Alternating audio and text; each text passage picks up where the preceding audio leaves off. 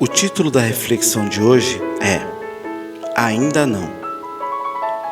E Deus limpará de seus olhos toda lágrima, e não haverá mais morte, nem pranto, nem clamor, nem dor, porque já as primeiras coisas são passadas. Apocalipse, capítulo 21, versículo 4. Este versículo fala de um tempo onde a tristeza não mais existirá, mas infelizmente este tempo não é agora, e não está reservado para todos.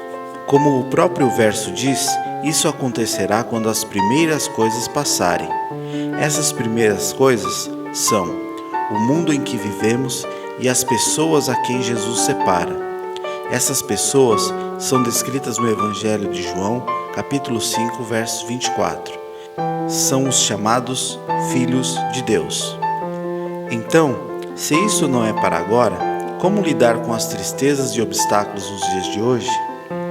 A Bíblia nos diz, em Hebreus capítulo 4, verso 15, que Jesus caminhou por este mundo e também sentiu tudo o que sentimos.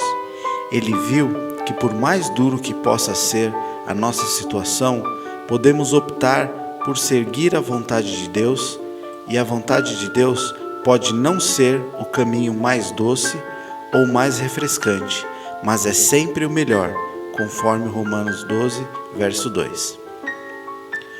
Outro ânimo que Jesus nos deixa está em João 16:33, reforçando o verso de Hebreus 4:15.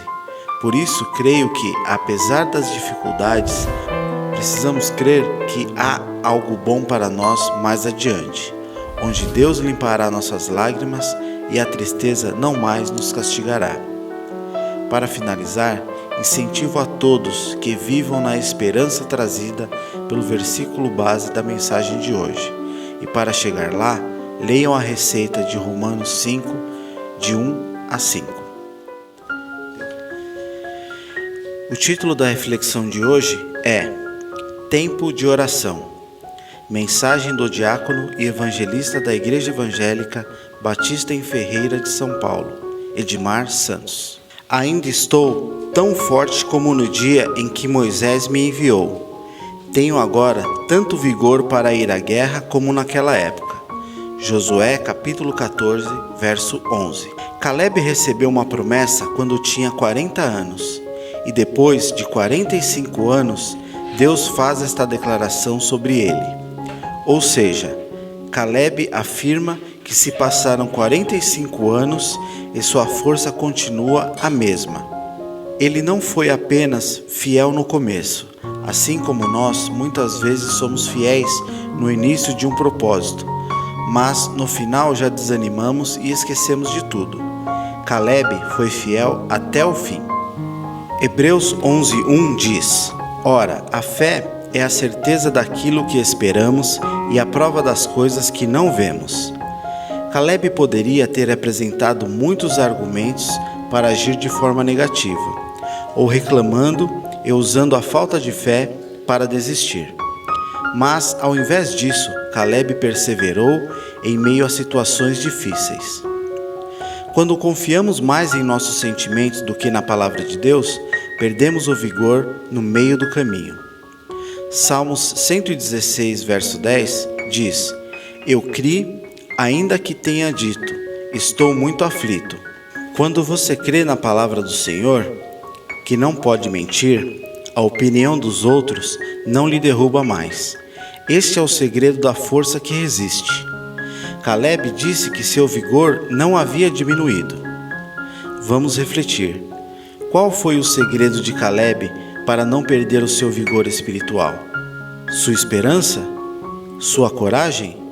Sua confiança ou sua fé? Ele deixou de se influenciar pelas circunstâncias, esperou com paciência e permaneceu obediente a Deus. Deus abençoe. O título da reflexão de hoje é Deus, o boi e o jumento. Mensagem escrita pelo pastor José Nogueira, da Igreja Batista Fundamentalista Cristo é Vida, de Fortaleza, Ceará. O boi conhece o seu possuidor, e o jumento a manjedoura do seu dono, mas Israel não tem conhecimento. o meu povo não entende. Isaías capítulo 1, versículo 3.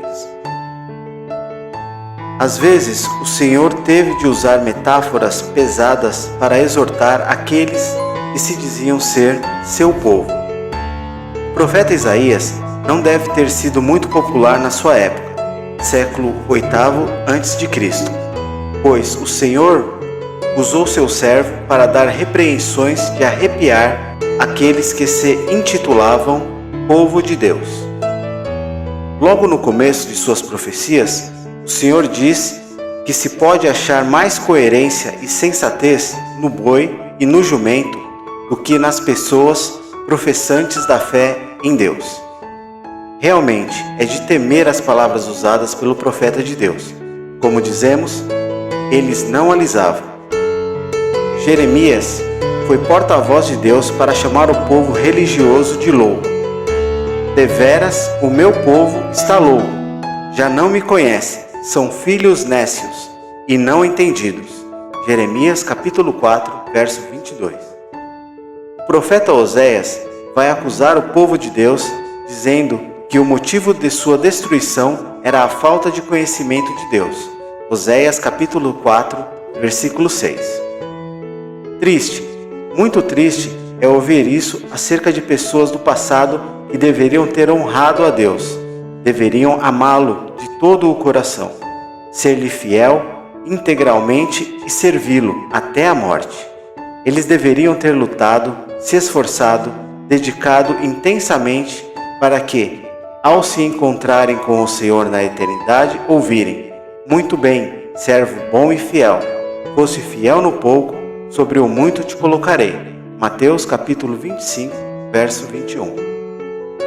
Que palavras maravilhosas para se ouvir do próprio Deus acerca de nós. Mas será que a situação mudou hoje em dia?